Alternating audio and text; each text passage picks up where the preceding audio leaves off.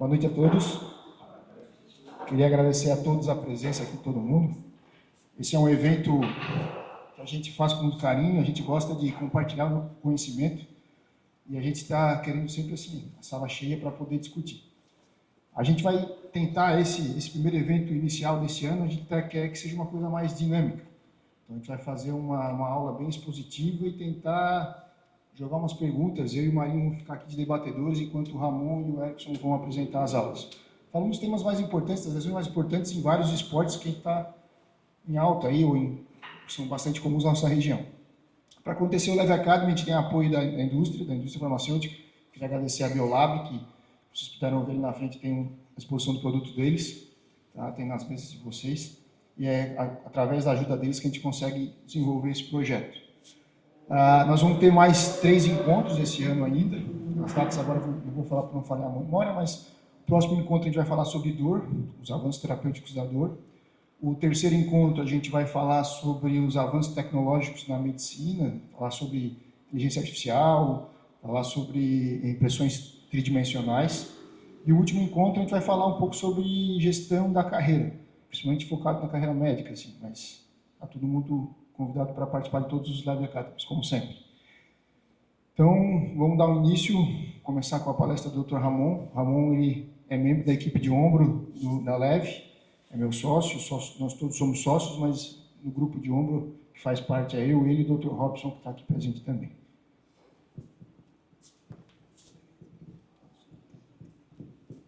Boa noite, pessoal. A gente vai começar, então, falando sobre lesões no atleta, lesões musculoesqueléticas, e a gente tem que conceituar algumas coisas, né? O que é uma lesão musculoesquelética? A lesão, ela é um trauma que pode acometer o osso, músculos, tendões, ligamentos, articulações. Isso pode causar algum dano, né, a esse atleta, como saída de competições, diminuição do rendimento, perda da qualidade de vida durante a prática do esporte. Isso impacta de forma econômica na qualidade de vida desses atletas, tá? O conceito também de atleta, então, a gente tem que ter essa ideia. O que é um atleta? Atleta vem de atlos, que significa extraordinário. O que é o extraordinário? Então, é um desempenho físico extraordinário.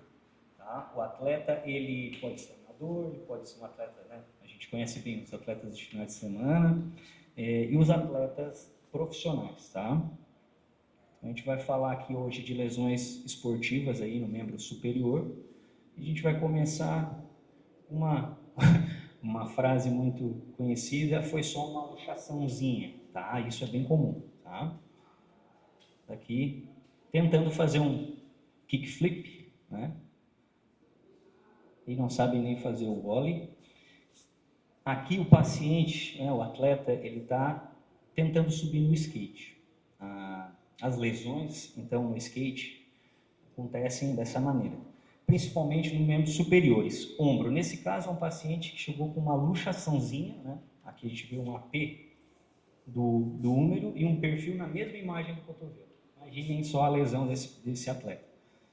Uma luxação completa do cotovelo, tá? Foi colocado, né? Foi reduzido, né? E a gente vai falar então das principais lesões no skate, inclusive teve o evento aqui, né, na nossa cidade, tá? As principais lesões. Aqui tem 2 artigos que informam os primeiros estudos, um de 96, tá? O estudo de 96 corrobora com os vídeos anteriores ali. Não é surpreendente o fato de que 33% das lesões acontecem, né, na primeira semana do início do esporte. Então, o atleta, né, o faixa branca que a gente fala, que vai tentar começar o esporte, começar a fazer os movimentos sem ter a orientação adequada, sem ter a técnica correta, tá? E o estudo de 2015, ainda assim, corrobora com essa ideia, trazendo mais algumas informações aqui, tá? O que é o atleta que tem a lesão, que pratica o skate? É o paciente masculino, de 19 anos, tá? Que tem lesões principalmente na extremidade superior, punho e mão, tá? Extremidades inferiores, né, 45% das vezes é o tornozelo. Lucas, o que a gente tem aí de mito e verdade em relação ao skate? O skate é falado como uma das modalidades mais perigosas e letais. É verdade? Então, skate, ele aparentemente possa parecer perigoso e letal. Os estudos falam que eles são, os estudos falam que o skate ele tem taxa comparada, né, de lesões letais como o futebol, por exemplo. Tá? Aqui a gente vê que lesões letais e fatais é em torno de 1,1%. A maioria das lesões ocorre, então, por falta de equipamentos de proteção. Né? A gente sabe que os atletas amadores, eles não utilizam, ou utilizam muito pouco, os EPIs, né, os equipamentos de proteção individual, para a prática do esporte. Tá? Inclusive, tem colegas, amigos que sofreram. A gente fala de skate, mas a gente pode transportar para o simulador de surf, para o longboard, que no Morro da TV a gente tinha bastante prática disso. Tá? O TCE, tá? TCE é uma causa muito importante. Aqui, de todas, 11 foram cirúrgicas. É um esporte perigoso? É, mas na literatura não se sabe ainda, né? Aliás, se sabe que a taxa de lesão é comparável com qualquer outro esporte. A grande questão que eu acho importante entender é o seguinte: quem mata mais, um urso pardo ou um mosquito no mundo? É mais ou menos a mesma questão. Morre muito mais gente por causa do mosquito no mundo do que por causa do urso pardo. E tem alguns trabalhos aí de esportes que são bem importantes, que mostram que as lesões graves elas são muito reduzidas com o uso dos equipamentos corretos de proteção. Isso tem que ser evidente para esse tipo de esporte, que é fundamental. Inclusive o skate agora como modalidade olímpica, ainda assim o uso do capacete, do cotovelo ainda está sendo discutido, imaginem só. Ainda está sendo discutido. A gente viu aqui no STU que tem praticantes, atletas que ainda não utilizam. Imagina nos atletas amadores, atletas de grande. A lesão é mais frequente porque reside naquele que está começando a prática. Exatamente, 30% das lesões.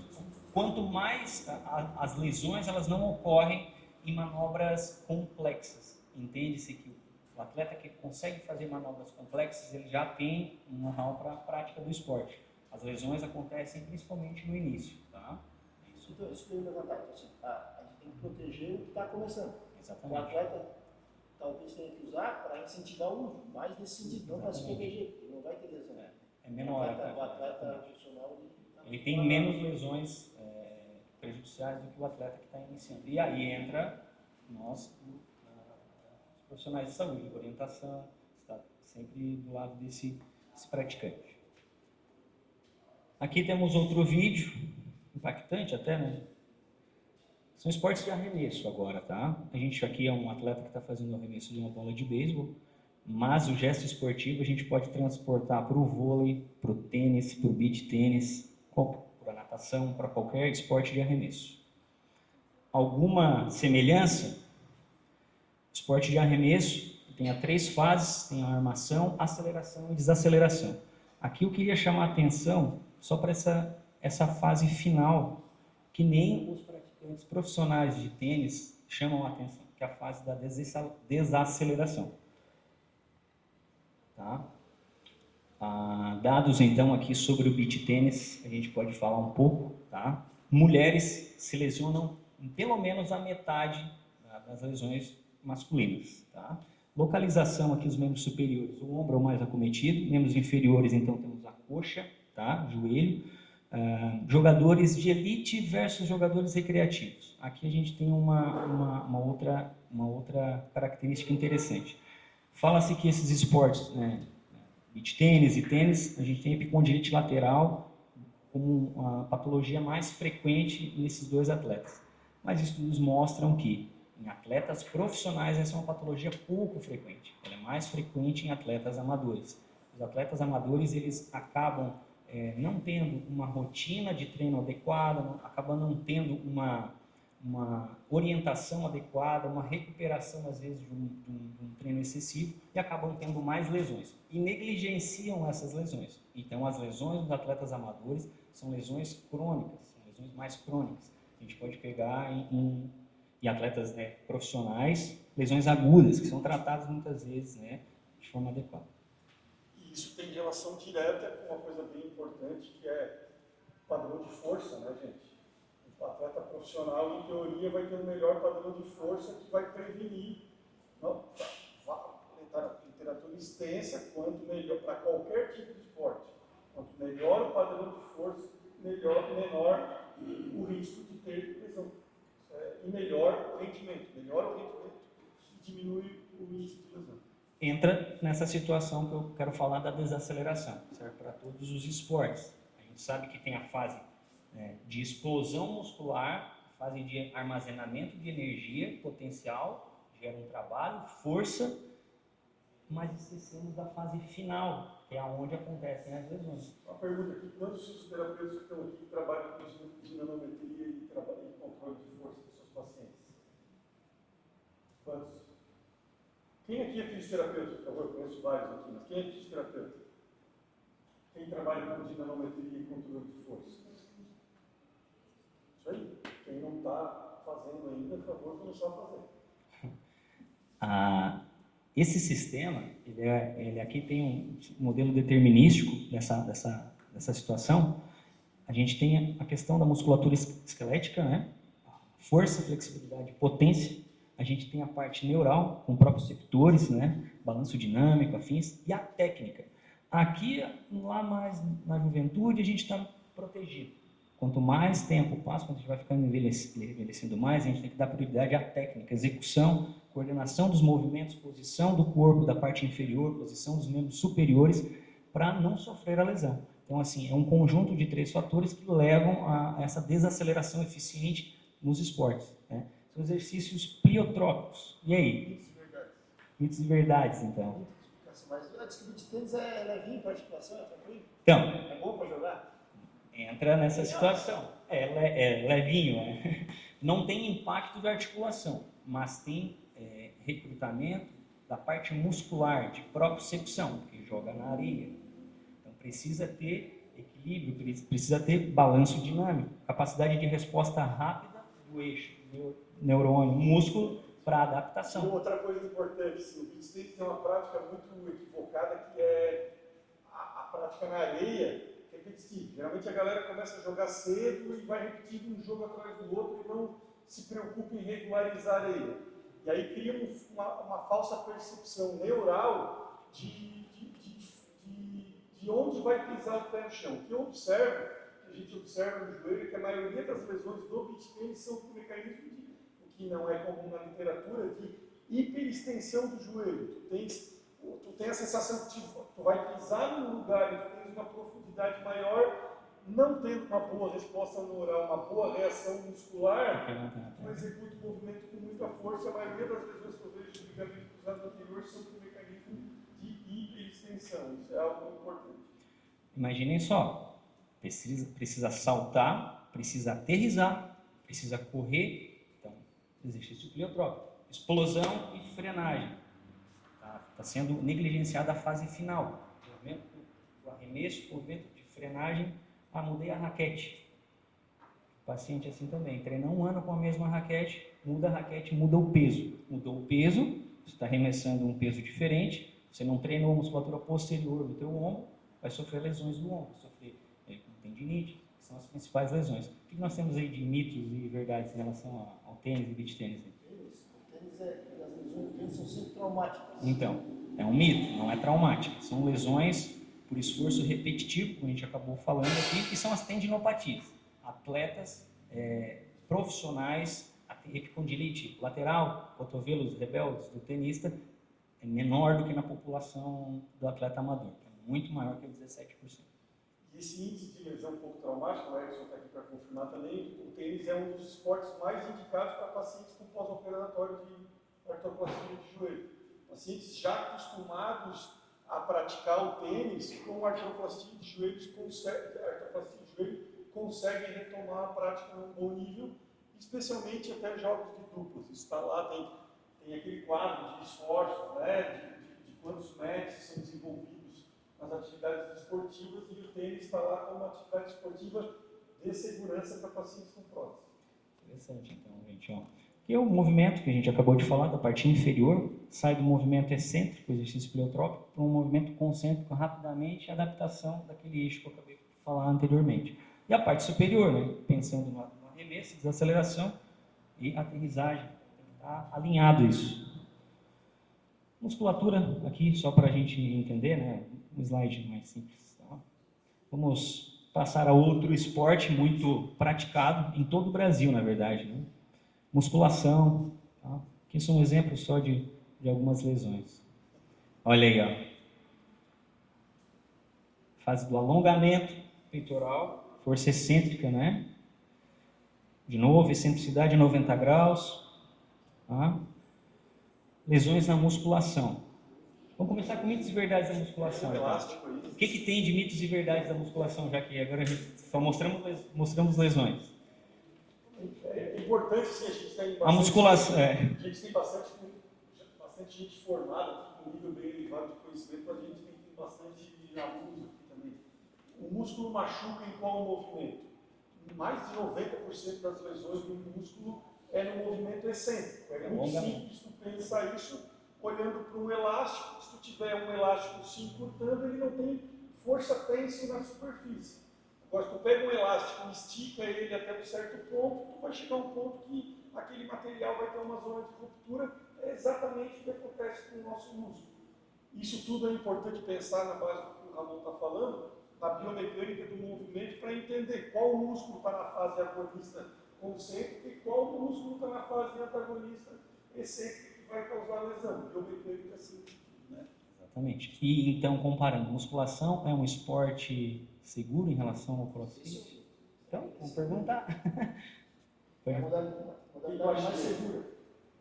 É mais seguro que o crossfit, por exemplo? Não? Corretamente.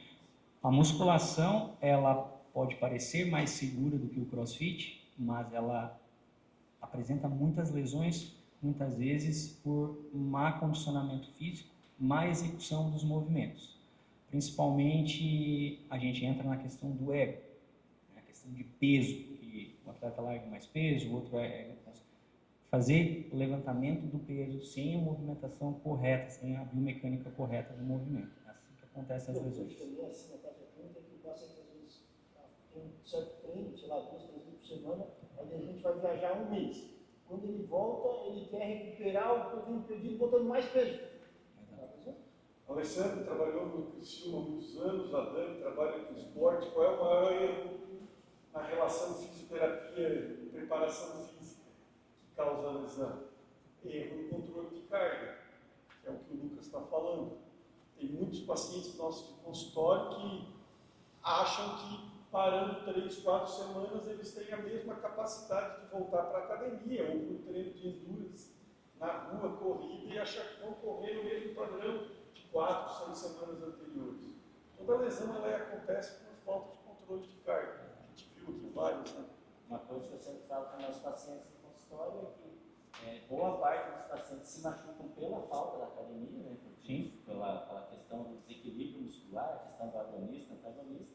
E também hoje, cada dia o percentual maior dos meus pacientes, hoje já chega a 30% dos meus pacientes, são fabricados na academia pelo erro de gesto, pelo erro de carga, principalmente. Né? Então, a questão da progressão da carga também dominou o gesto na academia, adequadamente, ainda já está querendo progredir a carga. Esse é o maior erro. Então, primeiro tem que executar o gesto bem feito, com uma carga menor, e sempre a progressão lenta e gradual. Então, a aplicação desses pacientes na academia é diferente disso. Mal aprendeu o gesto, já quer subir muito a carga, além, e aí é onde ocorrem as lesões. E ativar uma musculatura específica por um treino é muito difícil. Nós que temos essa noção biomecânica, já sentimos dificuldades em às vezes fazer será que estou pegando bem? Quantas vezes alguém que já saiu da academia e achou que não, o treino não rendeu? Porque não executou de forma correta para ativar aquela musculatura específica. Tem pessoas da educação física aqui, da preparação física ou não? Legal aí, ó. Gente, primeiro, quem quiser levantar a mão e começar a perguntar e lançar, pode ficar à vontade. Tá? A ideia dessa mudança do Leve Academy é exatamente para a gente abrir o papo. Existe um número cabalístico que eu acho que o pessoal da preparação física aí pode falar até um pouco mais se quiser, que é a questão de quanto tu pode progredir por semanas, né? Quanto tu pode aumentar o volume de carga. Se falar com qualquer fisiologista, existe um número quase redondo que tu pode aumentar carga de 20. Se for um atleta de elite, nesse padrão que o Ramon está mostrando, 20 a 25% a cada 4 3, 4 semanas pode aumentar de carga. O que acontece nas nossas academias? O cara sobe, se ele tem uma capacidade de fazer bíceps com 10, ele vai subir para 20. Pô, isso é 100%. Há um grande equívoco e não tem tecido capaz de aguentar uma resistência dessa, e isso vai causar lesão. É sobre isso que a gente está falando, sobre controle de carga, né? Exatamente, controle de carga. Sempre o paciente que já lesionou e está na reabilitação, ele fala assim, quando que eu posso parar a fisioterapia e começar a academia? Eu falo, não, é os dois, né? Então, só tem a questão de quanto tempo ele tem que continuar na fisioterapia para iniciar a academia, mas uma vez iniciada a academia, esse progresso, para quem já tem a lesão, é os dois concomitantes, né? Não tem como fazer separado isso aí. Essa taxa de retorno ao esporte, né, é variável de paciente para paciente. Dor é um principal fator para retorno ao esporte. E o pessoal da fisioterapia pode nos falar, e também, Lila, Diego, o pessoal que tem experiência, da questão hoje que se fala que é da sinergia do movimento, né? De tu agregar forças de vetores diferentes para desenvolver um padrão de movimento e uma resposta proprioceptiva ideal para o cara que está se recuperando de uma lesão ou está desenvolvendo um gesto de capacidade física. A sinergia de movimento, tem até uma teoria que eu não lembro o nome, que tem uns exercícios aí que eu já vejo que tem uma galera trabalhando, que é no mesmo gesto trabalhar 3 vetores de diferença de direção. Não é de negro e milho, tem umas coisas que vocês estão trabalhando nesse sentido, que é para ter uma sinergia e uma conexão neural. O córtex tem que entender a complexidade do movimento para poder gerar força no gesto. Variabilidade motora, tem variações, músculo. Balanço. As lesões, então, na musculação, né, a gente sabe no ombro, joelho, tá, a parte inferior das costas, a parte lombar também, bastante lesão muscular. Extensões, rupturas são as mais comuns, tá?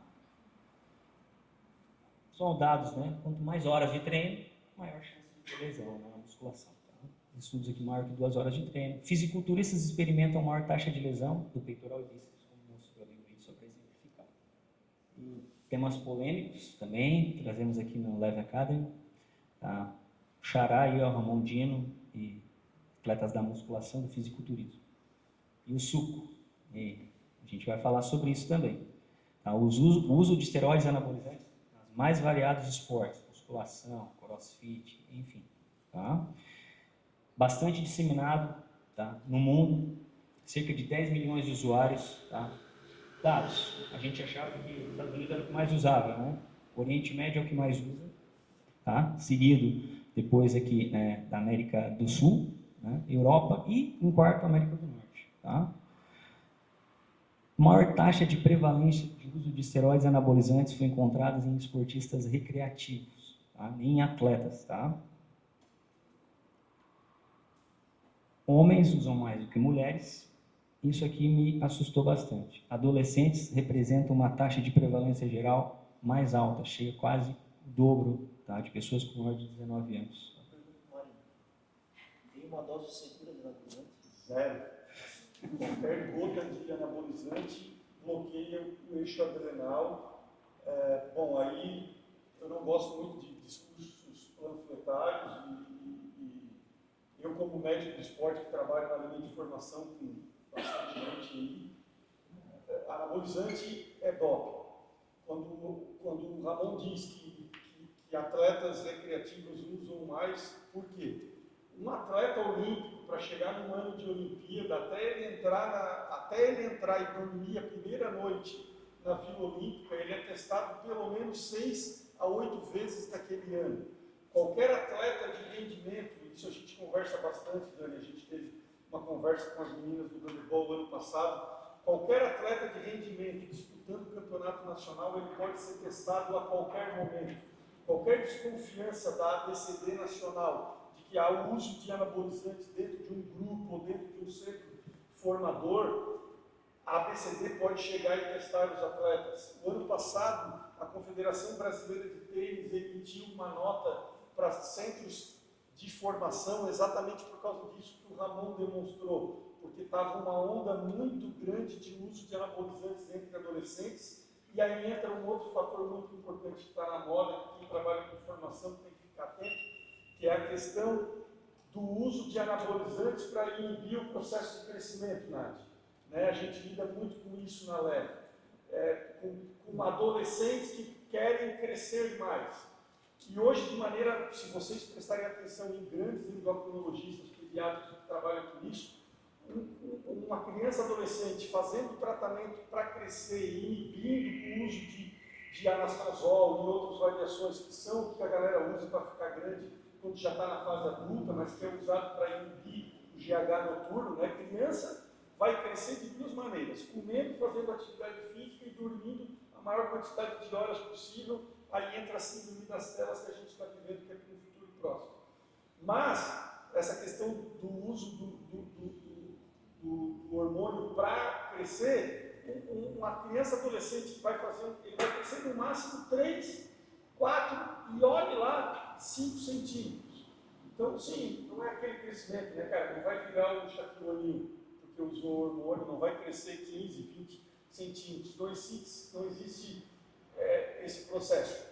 E o lado inverso, que é o que a gente lida, a Nádia, o próprio Fernando que não está aqui, a turma do quadril, que é o seguinte, esses adolescentes, Mara, que vê isso muito lá no Noptuba também, a galera, se bem que lá já é um centro de formação, o uso excessivo de hormônio para inibir o crescimento, ele causa apofisite e processo inflamatório nas cartilagens de crescimento que pode preconizar arrancamentos precoces.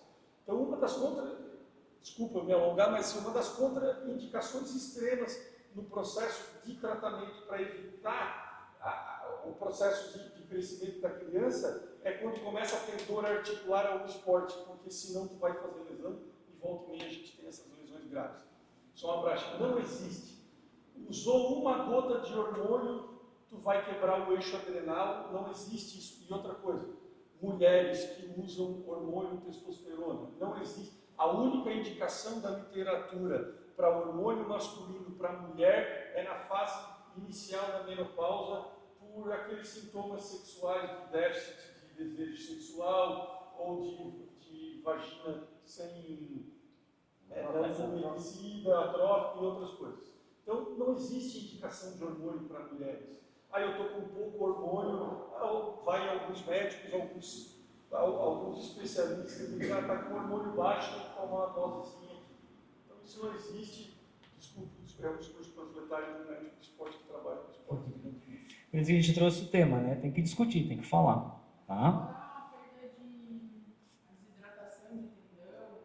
Exatamente, é um dos fatores do fisiculturismo que estão mais propensos a isso, porque o uso crônico de hormônio ele tira a fibrilação do tecido conjuntivo, vai aumentar a chance. A gente vê, né, Lucas? Rupturas de bíceps, rupturas de tendão basilar, de quadríceps, Peitoral, peitoral, sem contar as foliculites e as artrites sépticas, as infecções que a gente pega de gente com uso excessivo de hormônio. Porque isso não sai, né? Isso não se fala, isso aquele médico que geralmente indica, que dá o receituário, ele não avisa para essas coisas. E o paciente cai lá no consultório e fica nesse nosso meio, entendeu? As últimas lesões do tendão patelar que eu operei, sem ser um caso que foi acidente automobilístico, foi um trauma de alta energia, o resto foi tudo trauma de baixa energia, eu já suspeitei na hora. Eu já nem perguntava você usa, eu pergunto quanto você usa. E o risco, né, a questão muscular que você falou. Tendão tem uma característica diferente do músculo. O hormônio aumenta a síntese de proteína, aumenta a contratividade muscular, mas o tendão não vai na mesma velocidade. Não é a mesma célula, é outra célula. Exatamente. Então, lesões musculares na junção miotendínea, enfim, muita coisa. Mas Teve um congresso que eu fui que foi falado disso. Era um hormônio que eu não lembro não, que normalmente o pessoal da academia usa, que causa isso, a perda da função.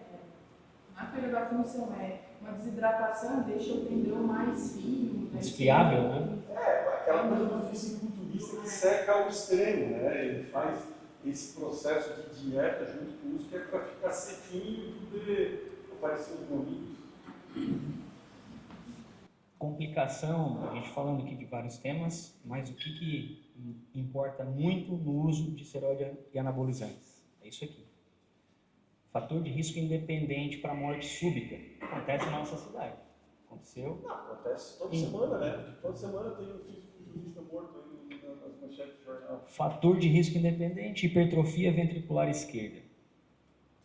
Atleta que começa jovem praticando exercício físico, passa a adolescência, idade jovem adulto praticando exercício, tem uma adaptação do seu sistema cardiovascular, muitas vezes com hipertrofia natural do ventrículo esquerdo. Fazendo um eletrocardiograma em pacientes que têm, vai ter o QRS mais aumentado e vai ver mesmo que tem hipertrofia. Esse paciente, se ele usar esteroide anabolizante, ele como tem hipertrofia ventricular esquerda, com o esteroide ele aumenta a chance de morte súbita. Porque o fato do miocárdio ser hipertrófico, ele tem um fenótipo eletrofisiológico pró-arrítmico. Isso predispõe a isquemia e morte súbita. Esse é o detalhe. Tá? Querem complementar com alguma coisa? Não, isso é uma ortopedia cultura. A gente vai então ver outros esportes, passamos à musculação. Alguém tem alguma coisa para falar da musculação? Querem botar alguma... Não? Quem tem dúvida, pode levantar a mão e perguntar, por favor, nós estamos abertos. Fiquem à vontade. Então, trazer suas experiências aí. Vamos seguindo então, falando das artes marciais, também bem comum na nossa cidade, né? O jiu-jitsu aí, como proeminente, tá? Aqui tem um movimento da chave de ombro, tá? E essas lesões nos esportes marciais, elas são bem frequentes, tá? Começar por mitos e verdades aí, o que nós temos? O jiu-jitsu é mais seguro que outras artes marciais. Apesar de parecer ser seguro, a taxa de lesões do jiu-jitsu é comparada a qualquer outra lesão de atletas de outros esportes marciais. Agora, o grande detalhe é que as lesões dos esportes, né, nas artes marciais, elas ocorrem não na competição, elas ocorrem no treino, durante o treino, durante a preparação. Tá? Principalmente lesões aí no jiu-jitsu, no caso, lesões no ombro. As principais luxações são de ombro e joelho. Tá? Então, às vezes, no sparring mal conduzido, força excessiva durante a preparação, né, pré-temporada de algum campeonato, alguma coisa assim. Mas deixa eu fazer uma adendo rapidinho, que é o seguinte, relacionado à pedagogia do esporte, tanto do ponto de vista motor, de coordenação motora, quanto psíquico, mental. Hoje os esportes de tatame eles são considerados um padrão ouro de desenvolvimento de crianças e adolescentes, por causa da relação e por causa principalmente porque há uma síndrome também atual de muita especificidade de crianças que só jogam futebol, ou só jogam basquete. Isso leva a uma especificidade motora que leva a um processo de desequilíbrio e enfraquecimento muscular. Hoje tem vários trabalhos na literatura indicando que esportes de tatame eles dão uma melhor base estrutural de core e equilíbrio entre agonistas e antagonistas. Tanto que tem bases de clubes profissionais já no Brasil, São Paulo, Atlético Paranaense e outros, trabalhando o sub-13, o sub-15, tem um dia que vão na quadra jogar basquete, tem um dia que vão para o tatame fazer judô em alguns momentos. Por quê? Além do lance da especificidade, o processo do tatame de tu ter esse negócio da guarda, da posição estática de estar em pé, gera um equilíbrio de abdutores e abdutores, estruturas de quadril, que vai prevenir e diminuir o índice de lesão muscular. Interessante. Um estudo bem legal, tá? 10 anos, tá? de observação nos Estados Unidos. Lesões relacionadas ao jiu-jitsu. Tá? A tendência é só aumentar. Tá? A idade foi de 25 anos, entorses, né, e distensões. Parte do corpo mais acometida é joelho e ombro, né, tronco, e depois as luxações mais frequentes foram de joelho e ombro. Tá? Fratura no dedo dos pés. Tá? Isso é bem comum também nos esportes de tatame. John Jones. Mecanismo de lesões agudas também, né? Eu vou te falar que com essas repetidas chaves de braço, tal, Sim, são as principais. Né? mas você vai desenvolvendo uma artrose ao longo do tempo. É muito comum no jiu-jitsu ter artrose de ombro, artrose de cotovelo, por junto dessas lesões Repetitivas. Com entorse da articulação, e aí depois eles vêm jovens com lesões catastróficas na articulação. Microtrauma repetitivo, processo inflamatório crônico, né, não dá tempo de remissão, né, então vai causar essas... Exatamente. Lesões no crossfit, tá? Também. Taxa de prevalência das lesões do crossfit, de modo geral, são comparáveis a qualquer outro tipo de esporte. Fatores de risco, ser homem é um fator de risco, idade mais avançada, tem a gente ter lesão antes de iniciar o esporte. É um esporte intenso, tá? Quanto mais horas de treino, mais chances de ter lesão. Os menos experientes, eles sofrem por não saber fazer o gesto esportivo e tem mais lesões, que nem o cara do skate, que nem, né? Mais cedo ou mais tarde, o que nós temos aí? Mitos. CrossFit. CrossFit e musculação. Qual que lesiona mais? A gente já falou. CrossFit é extremamente perigoso e gera muitas lesões. A taxa de lesão é comparável, acabei de dizer, né? Comparável com qualquer outro esporte. O importante aqui é estar sempre acompanhado, né, do profissional para a execução do movimento e prevenções dessas lesões. Você como crossfiteiro, o que você acha? Eu não sou crossfiteiro, vocês acham que eu sou crossfiteiro? Eu sou da musculação, eu acompanhei um dia lá a Bárbara no crossfit. Não, mas eu quero ser crossfiteiro. Tá? Tudo é questão de controle de carga, mas assim, o crossfit ele tem dois problemas muito sérios. A questão do controle de carga do iniciante que não tem o gesto motor definido, né, que são gestos motores complexos, que precisam ser aprendidos, mas aquele cara muito preparado no crossfit, como tem um excesso de flexo-extensão de quadril, joelho e membros inferiores, geralmente eles esquecem das estruturas de abdução e adução do quadril e eles fazem bursites muitas vezes intensas da musculatura lateral do quadril por causa de fraqueza. É bem comum crossfiteiro chegar no consultório com dor assim, na loja lateral, isso é desequilíbrio muscular. E artrose da cromoclavicular, também da nossa área.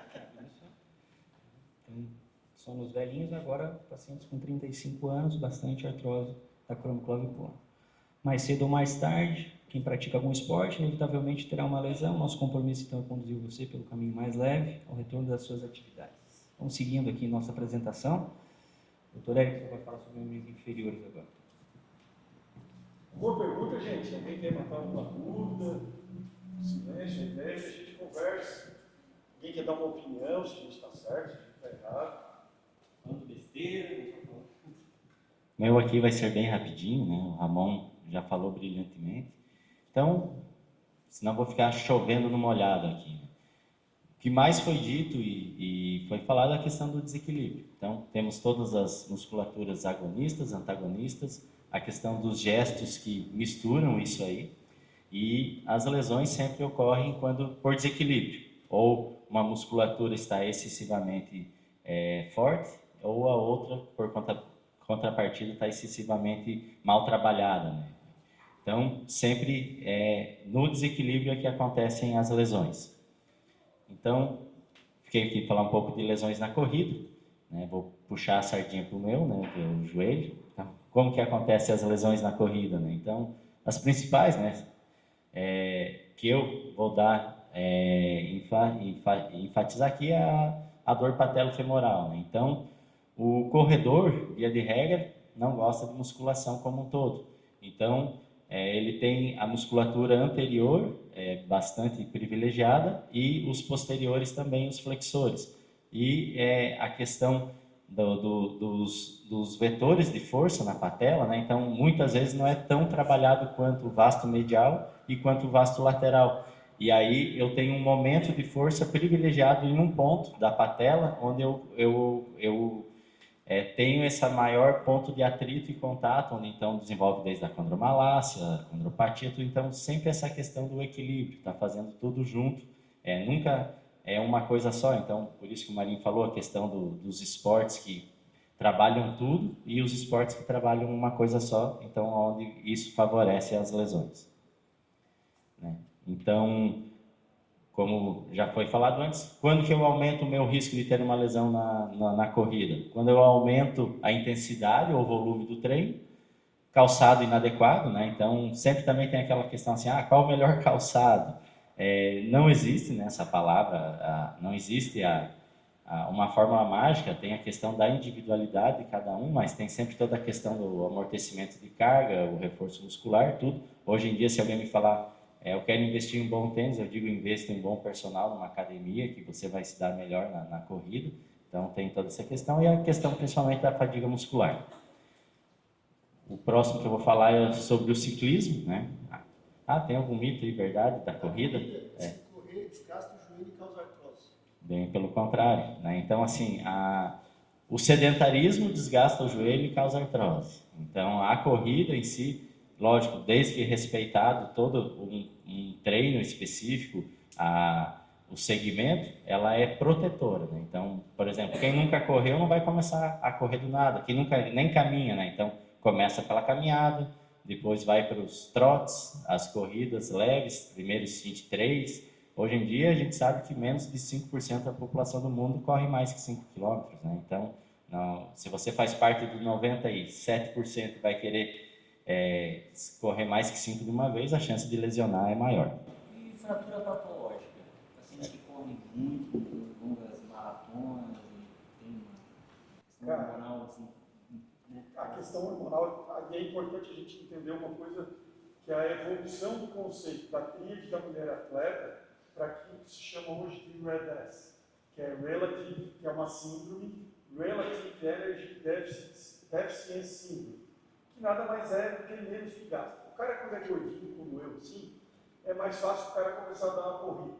O cara começa a correr, começa a melhorar desempenho, treinamentos de corrida, de endurance, o próprio crossfit, que faz um ritmo intenso, ou alguns funcionários mais intensos. Quando tu começa a acelerar o ritmo de treino, é muito fácil fazer a quebra da gordura, fazer a lipólise, que é a molécula que mais nos fornece caloria. A gente tem uma capacidade de guardar glicogênio muscular no fígado que vai nos permitir um exercício básico de 15, 20 minutos, no máximo com muita qualidade. A partir daí a gente aumenta a quebra da lipólise. Então quando o cara é gordinho, que é o que acontece ali na Avenida Centenário, com um monte que está ali agora correndo, o cara começa a se emocionar e começa a fazer a quebra da lipólise e ele vai melhorando o desempenho dele, ele está cuidando da dieta dele. Só que, sei lá, passa da intensidade 6 meses, 1 ano, depois que ele faz uma perda abrupta de peso, ele começa a não ter tanta gordura disponível na hora do endurance, ele está nessa síndrome de comer menos e gastar muito, ele aumenta o gasto, continua comendo pouco. Qual é a molécula que ele vai atrás buscar para fazer energia? A proteína. Chegando na proteína, ele tira a resistência do músculo e vai levar às lesões articulares, que é o último estágio. Então, esse conceito da síndrome RED-S, que hoje tem vários vetores, ela partiu da tríade da mulher atleta, que é baseado em 3 eixos: hormônio, osso e nutrição. Hoje tem vasta literatura entendendo que o grande erro, o grande equívoco é a nutrição. E tem mais uns outros fatores periféricos. Então a nutrição é sempre o vértice desses desconfortos para o atleta de rotina. E aí vai quebrar o eixo hormonal. E aí entram os estágios de overuse, overtraining. E quando tu rompe esses limites desses estágios, começa a ser mais difícil tu buscar esses pacientes do ponto de vista metabólico.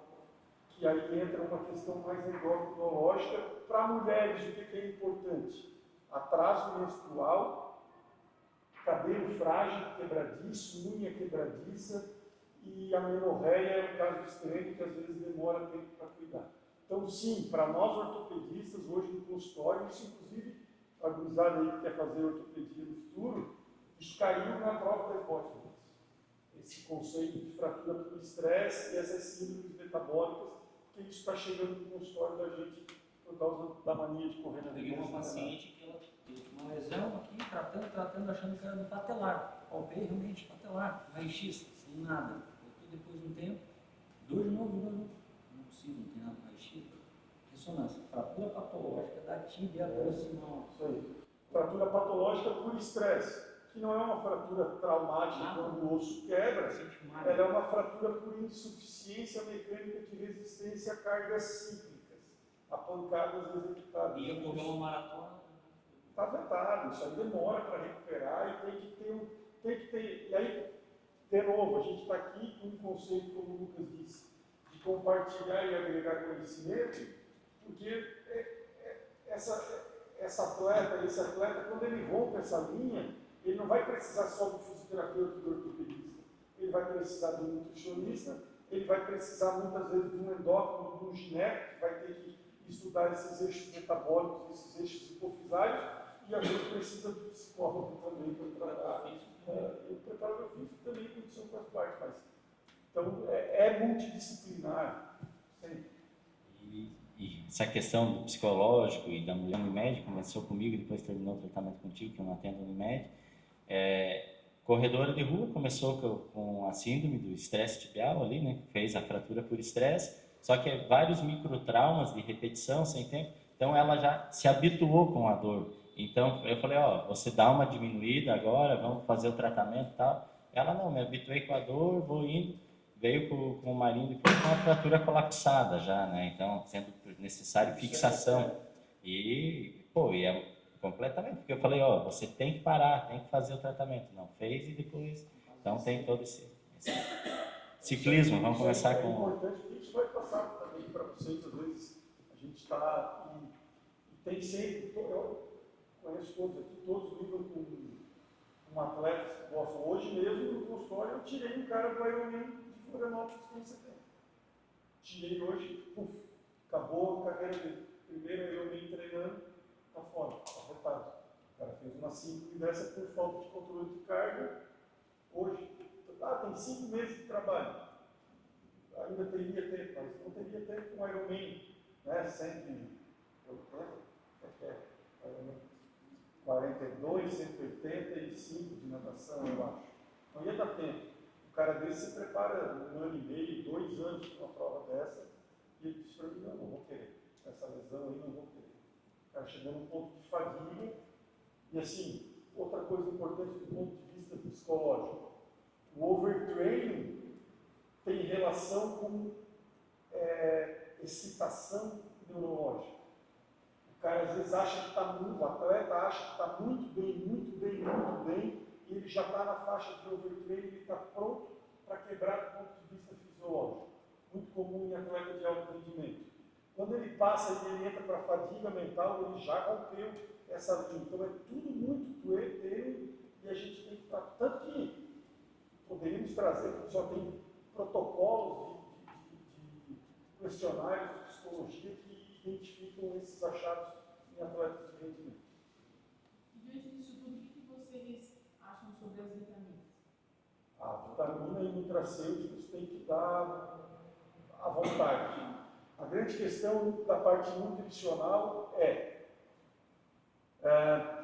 só existe indicação do ponto de vista nutricional para suplementação alimentar para atletas que treinam mais de 3 horas por dia. 2 horas, 2 horas e meia, 3 horas por dia. Só que suplementação no mundo atual, ela é uma estratégia alimentar. Nem sempre todo mundo tem tempo para fazer as refeições da maneira correta. Então, sim, o nutricionista tem que estar no jogo e ter estratégias de suplementação. Tratar a carência. Tratar as carências, porque, às vezes, como eu estava brincando, o gordinho é muito fácil começar a meter um endurance. Ele tem essa reserva técnica. Só que quando tu chega num limiar de rendimento, tu queres melhorar o teu rendimento, tu precisa de estratégia, porque carro que acelera precisa de mais gasolina. Então, tu vai precisar de mais aporte nutricional. Tu vai precisar aumentar a tua necessidade calórica. E aí entra a questão das estratégias. Mas nada de suplementação substitui aquele velho grande prato de arroz, feijão, carne e vegetais coloridos, que é a questão de onde estão vitaminas e os componentes. Se não tiver uma dieta base, e eu lido muito com adolescente, a maior dificuldade é entender. Tu quer ser atleta? Se quer ser atleta, tem que aprender a comer. Não vai ser atleta que come só macarrão com manteiga. Né? Ou, eu gosto, eu não gosto. Não dá para dizer eu não gosto. Comer, pronto. A tua pergunta em relação aos multivitamínicos que estão na farmácia, esses aí, ou não? Ou suplementação de modo geral? Suplementação de modo geral, mas em cima das lesões. Olha, Creatina é um suplemento alimentar, né? consagrado, creatina, pode usar, só que a creatina é importante porque ela tem fases de modulação do treino para tu usar ela de maneira mais efetiva. O fisiculturista, quem gosta mais de musculatura, pode usar de uso contínuo. Mas creatina, a própria cúrcuma, eles são suplementos que a gente pode usar na fase específica final de um treinamento. Por quê? Porque eles aumentam, a literatura fala de 10 a 15, alguns trabalhos até 20%, a capacidade de explosão da célula muscular. Então aí entra o nutricionista esportivo, qual a especificidade do momento do... A gente sempre vamos chegar no âmbito de um atleta de rendimento, a gente fala de macrociclo, mesociclo e microciclo, né? Microciclo é aquilo que cada um trabalha semanalmente com o atleta, mesociclo 6 a 8 semanas, que é o que cada um de vocês sabe que vai melhorar o processo de valência, tu vai ganhar valências físicas ou tu vai reparar tecido em 6 a 8 semanas, e o macrociclo, o tempo que tu chega na tua temporada. O objetivo do macrociclo de Ironman é para 2 anos, no futebol profissional é 11 meses, então varia o teu processo. E aí tu tens, e falando de patologia, que é uma coisa que eu acho que vale muito, a gente tem uma série de nutracêuticos, que eu acho que é onde vão chegar, que são os colágenos, os proteoglicanos, as diacerinas, a garra do diabo, a cúrcuma, que hoje, do ponto de vista, e aí entra aqui um fator da Unesp, que tem grandes estudos baseados em estresse oxidativo, que todos esses nutracêuticos, na literatura, eles são consagrados como vão controlar o processo inflamatório da célula. Qualquer mulher aí que for comprar um tênis, está lá, o Q10, coenzima 10, tudo isso age no estresse oxidativo. Então, esses nutracêuticos, eles têm vasta literatura, vitaminas, vitamina E, vitamina C, a gente está botando vitamina E até em próteses, em polietileno de próteses, porque diz que diminui a sulfura. Então, esses polivitamínicos, eles agem no controle daquilo que é o estresse oxidativo. Citocinas pró e citocinas anti-inflamatórias. O cara que tem uma vida desregrada, que bebe, que fuma, que é sedentário, ele é um cara inflamado, inflamatório. Né? Aquela pessoa que tem uma boa qualidade de vida e consegue ter um equilíbrio, e os nutracêuticos da suplementação ajudam nesse controle. Consagradamente, isso aí não adianta. Ah, eu não acredito, desculpa, eu não acredito que não é literatura científica. É bem claro. E está cheio de evidência. Eu vou voltar num tema ali que foi citado, por exemplo, os calçados hoje em dia, né? Tecnologia do grandes marcas que investem, principalmente sistema de amortecimento. Mas eu tenho ouvido vários pacientes corredores com alterações importantes de pisada, né? Principalmente no pé bastante cavos, aliás, no pé plano. E eu tenho reparado que esses pacientes, normalmente, eles não se dão conta de que tem um pé plano tão importante assim, a ponto de ter, inclusive, um valgo de carbono, alteração de rotação, número de tibia, fíbula e toda a cadeia ascendente, né, que gera uma sobrecarga mecânica que talvez, obviamente, não é o único fator determinante da lesão, mas que está ali, bem, né, e muito difícil de ser modificado esse fator. Então, os calçados, nós sabemos que tênis que talvez ajudem no formato de pé. Nesse sentido, pode ser uma boa alternativa? Nesse sentido, sim.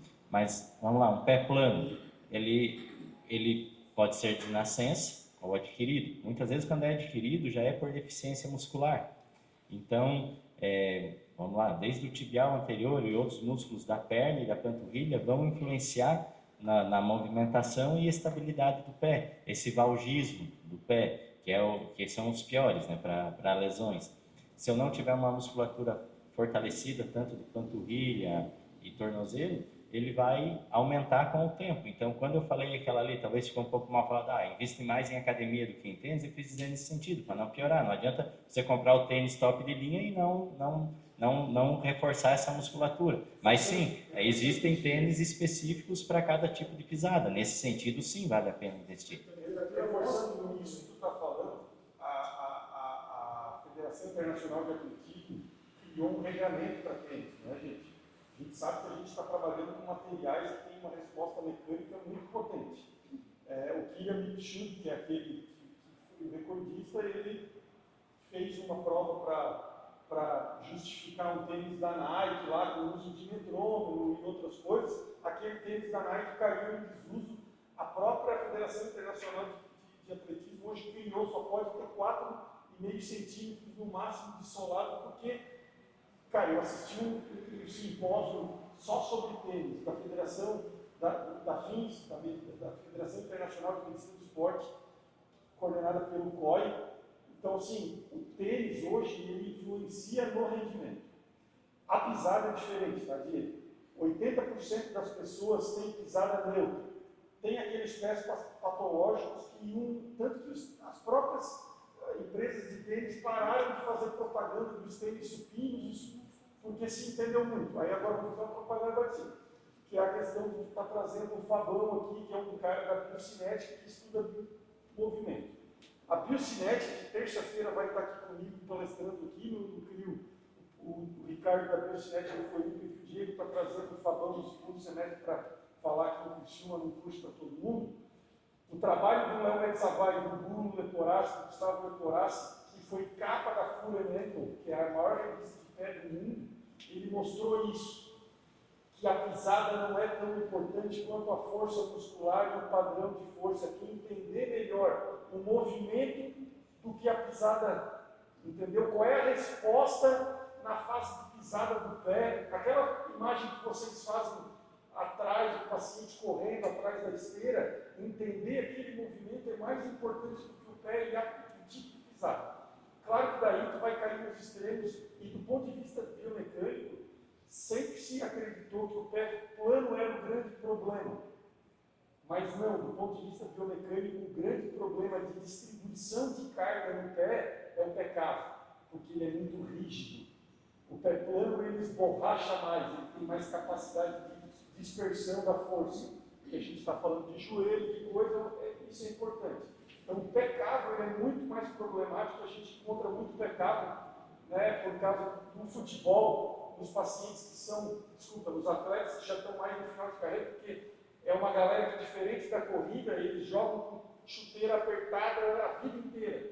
Desde as bases eles ficam enrugando os dedos e os pés, e tem muito atleta que na fase final ele tem os pecados rígidos, e a gente acompanha muitos problemas. Então, vamos estudar biomecânica, vamos trazer o Fabão para entender mais o movimento do que a questão estática. E tênis, se vocês forem procurar lá na Federação Internacional de Tênis, tem um regato. Acho que agora foi a Maratona do Cairo, se eu não me engano, no Egito, tem lá. Essas maratonas hoje tem muito dinheiro envolvido, né? Eu acho que o cara perdeu o título porque o tênis dele tinha 1 centímetro a mais de solado, porque isso é regramento hoje. É igual o carro de Fórmula 1 que eles encostam lá, o cara sai depois e tem que dar o tênis para o juiz avaliar e ver se ganha um wildcard ali para ele poder ganhar o título e subir no campo. Agora tem tênis que te impulsiona mais, né? Sim, por causa desse mecanismo de impulsão.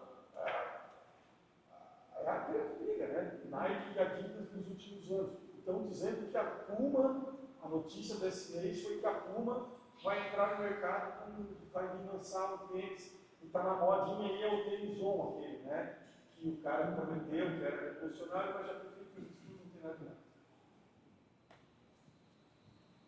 Então, agora sobre o ciclista, tem mitos aí ou não? Diz que o ciclismo é totalmente seguro para as articulações.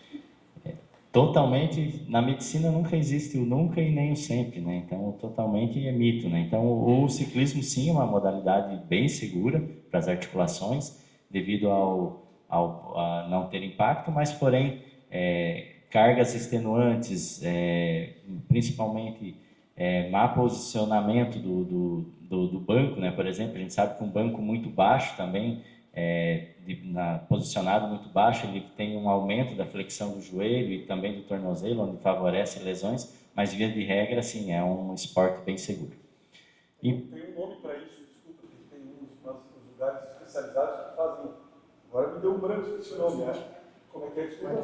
Bike fit, isso aí. A galera faz que mede amplitude de braço, amplitude de perna, para fazer essa medida, essa relação, para diminuir a carga articular do movimento. Então, as principais lesões, né, são questão de posicionamento, né, dores lombares e lesões cervicais, e as tendinites no joelho, principalmente carga excessiva, né. Então, fatores de risco, o ajuste inadequado da bicicleta e o treino excessivo e também a técnica incorreta. Surf. Então, surf ele é uma lesão, é um esporte que ele não tem tanta literatura sobre, né? Porque é agora que está mais em evidência. Então, a literatura, mesmo sendo não sendo tão rica quanto os outros esportes, já mostra a questão principalmente de lesões da queda, né? Então, na queda vai lesionar ombro, pode lesionar joelho, todas as articulações, mas principalmente pelo movimento estático, né, em cima da prancha, o movimento em cima de giro. Então, é um esporte que sim lesiona bastante o joelho e tornozelo. Então, fatores de riscos, né, é o mar bravo, situações adversas, a falta de experiência, a técnica inadequada e vai bater, chover no molhado, que a gente já falou, a fadiga muscular. Então, é isso aí. E o bom e velho futebol, não tinha como não chegar até aqui. Então, o futebolista, né, ele tem principal entorse tornozelo, lesões musculares como um todo, né, posteriores de coxa como um todo, e o joelho. Tem mito aí? E tem que as lesões do futebol elas são sempre traumáticas. Então, isso é um mito. A grande maioria das lesões é o paciente sozinho, né? Então, o paciente chega a 84% são lesões atraumáticas em movimento de desaceleração, como o Ramon já falou, tanto no ombro, coisa ali, por o joelho, no futebol é a mesma coisa, é na desaceleração onde ocorre. Alguns movimentos, principalmente do valgismo, o Marinho já falou bem da hiperflexão do joelho, né, onde vai causar a maioria das lesões ligamentares ali, né? E como é que se previne isso? Já foi falado, né? Os fatores de risco, né? Então, superfície inadequada, tem bastante, hoje em dia, tem essa questão do sintético, né? E a falta de preparo, fadiga muscular, né? Então, é isso aí. Hoje, a minha parte ficou mais curta, o Ramon já falou bastante, a ideia era essa, da discussão, e abertos. Em relação ao futebol, eu acho que o pessoal da fisioterapia conhece a isokinética, né? A técnica europeia, que começou na Itália, também em Londres. Conhece, né? Esse pessoal europeu que hoje eles têm o respaldo da FIFA e eles são o grupo que organiza o Congresso Mundial de Futebol ano a ano, que é o Congresso da Isokinet. E o especialista deles é o doutor, eu nunca lembro, não é doutor De Vila, é doutor De La Vila, com 2 L's. Vocês podem seguir ele. Esse cara esteve no Brasil nos últimos 2 anos e eu tive a oportunidade de escrever de assistir 3 grandes palestras dele. Ele hoje, isso que o Edson falou, é bem importante, de novo, biomecânico. Ele desenvolveu uma classificação que está começando a ser entendida, que é o seguinte: 90% das lesões ligamentares do futebol são atraumáticas, são movimentos baseados em fadiga muscular e decisão incorreta. A maioria acontece nos primeiros 15 minutos de jogo ou nos últimos 10 minutos finais, porque ou por falta de aquecimento e controle motor ou por excesso de fadiga. E todas, isso é 90%, ele fez uma classificação para isso, 90% das lesões tem relação com a tomada de decisão. Na direção que o atleta está se deslocando, ele quer trocar de direção de forma repentina e ele cai no erro de fazer o valgo do joelho e não ter um controle motor e faz a ruptura a partir do valgo dinâmico. Preste atenção na isocinética, a galera que é nova aí, e no doutor, eu falei? Della Villa. Ele é um italiano e esse cara tem que prestar atenção, porque esse cara está revolucionando o entendimento do movimento do esporte. Esse cara, as aulas dele são sensacionais, ele deve aparecer mais vezes por aqui. Daqui 15 dias tem, eu acho, em Madrid, de novo, no campus, os congressos são nos estádios, tem em Madrid de novo, e aí que é legal, o Léo Metzavar, da Biocinética, vai ser palestrante. Ele palestrou no último congresso olímpico. O Léo acho que estudou com o Robson, na Santa Casa, um pouquinho mais velho. O Léo, que é o criador da biocinética, que é estudos revolucionários de movimento que nós vamos, e provavelmente a gente vai trazer, tomara que o dia consiga trazer o Fábio para abrir uma coisa aqui, provavelmente para o Leve Academy do ano que vem, a gente quer ver se traz eles para aumentar essa conversa aqui sobre biomecânica, sobre movimento. Isso é importantíssimo que a gente converse mais falando de esporte, né, gente? Certo? Então, preste atenção nesse cara que vocês vão ver que tem muito conhecimento agregado que esse cara tem falado, desenvolvido aí de trabalhos na literatura. Dúvidas? Alguém quer falar? Alguém quer perguntar? Sugestões, né? Então, o Leve Academy já acontece, a gente está sempre tentando aprimorar. A gente quer um feedback, curtiu, não curtiu, o que vocês queriam falar? A Leve está fazendo 6 anos nesse mês de abril. O Leve Academy nasceu em 2019. Ele aconteceu até a semana da pandemia. No ano de 2019 foram 6 encontros. A partir de 2020, 2021 e 2022, a gente fez alguns movimentos que estão lá registrados no nosso canal do YouTube. Inclusive, eu não lembro se é 20 ou 21, tem lá uma aula de biocinética, uma aula de quadril do Fernando, quem é que na época que falou com ele? Não sei se não foi o Ricardo que veio aqui, não lembro, tem que olhar lá no canal do YouTube da Leve, mas é uma aula que aí a gente transformou o Leve Academy primeiro no Papo Leve, que foi feito no primeiro ano no YouTube, foi 2020, e depois a gente fez o Papo Leve de forma ao vivo nas lives de Instagram, e acho que nem todos ficaram registrados por problemas tecnológicos. Mas os do YouTube do primeiro ano foram gravados e estão lá, e lá já em 2020 a gente já estava conversando sobre biocinética e está lá a aula registrada. Eu acho até que, se eu não estiver enganado, é a aula que tem mais visualização no canal, no canal. E uma da NAD de PC, eu acho que tem muita visualização lá, que são aulas registradas já de 2020. E aí ele retomou o ano passado com alguns encontros, e a gente fez, isso é um mérito do Lucas, que pegou a coordenação do Leve Academy, junto com a Tamara, nossa gerente ali, que desenharam esse outro modelo para a gente tentar conversar mais e ser mais explicativo e trocar experiência. A gente acredita amplamente e fielmente no compartilhar conhecimento e na conversa multidisciplinar.